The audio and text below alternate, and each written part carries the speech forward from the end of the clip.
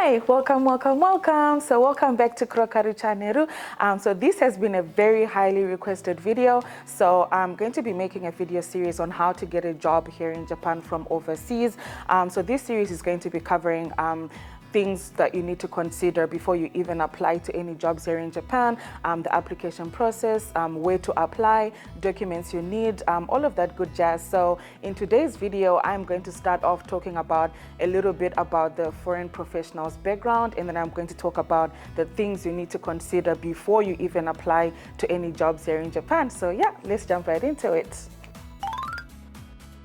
Okay, so like I mentioned before, this is going to be a video series. It's going to be 6 videos, and today is video number 1. Okay, so a little bit about the background of foreign professionals here in Japan. So according to what I found on the internet, in 2019, I think the number of foreign nationals or professionals here in Japan was about 3 million. And then so for this year, according to Google and Wikipedia, it's about 2 million. So there was a little bit of a drop in the number of foreign professionals here in Japan. And from my thinking, or from what I think the reason is because of the pandemic last year. You find that when we had the COVID explosion last year, a lot of people decided to leave Japan and go back to their home countries because a lot of people were panicking. So a lot of people did leave Japan. And I also think it's because Japan hasn't been issuing a lot of visas since the whole pandemic situation started. So that could be the other reason as well. And yeah, just maybe tighter border control measures. Probably a lot of people can't get into Japan or come back to Japan. So I think that's why there was a drop in the number of foreign professionals here in Japan. So I know 2 million might sound like a lot of people, but actually in comparison to Japanese nationals, that's about just 2% or 2 to 3%. So the reason why I decided to mention this is just to give you an idea of how little the foreign community is here in Japan. So you might get surprised that, oh, wow, there's no foreigners, in the area that you move to. So you need to be aware of these things before you move to Japan. And then, so moving on to the career stuff.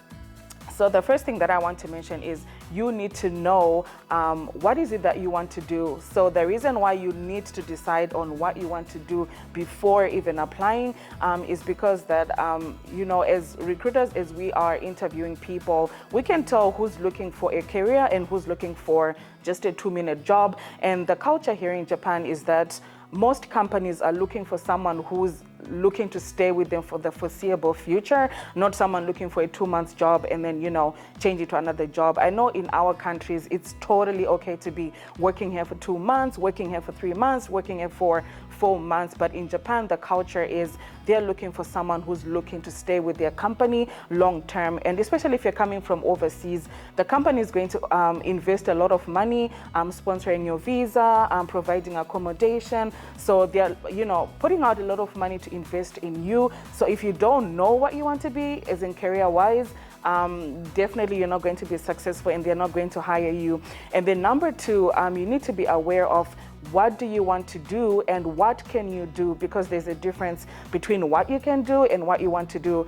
We all have dreams of I want to be the marketing director, I want to be this, but what can you exactly do? Like what's the reality? So you need to have realistic expectations of exactly what you want to do and what you can do, because it doesn't help you if you have unrealistic expectations of what you want for your career. For example, I know some people are working as directors in their home countries right now, but the reality is you might not be able to get a director position here in Japan. You might need to start at a lower position. So you need to keep a realistic set of expectations so that you're not disappointed and you actually have a chance of being successful in obtaining a job in Japan. And then the last thing you need to consider or think about before you even start the application process is, why do you want to apply for that job? Like why? What's the reason? It's not good enough to just say, I'm looking for a job because I'm not employed, or the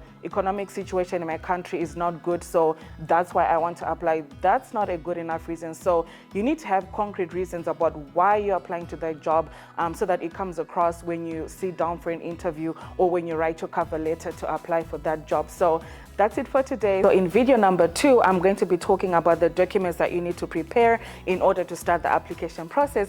So thank you so much again for watching today, and yeah, see you in video number 2.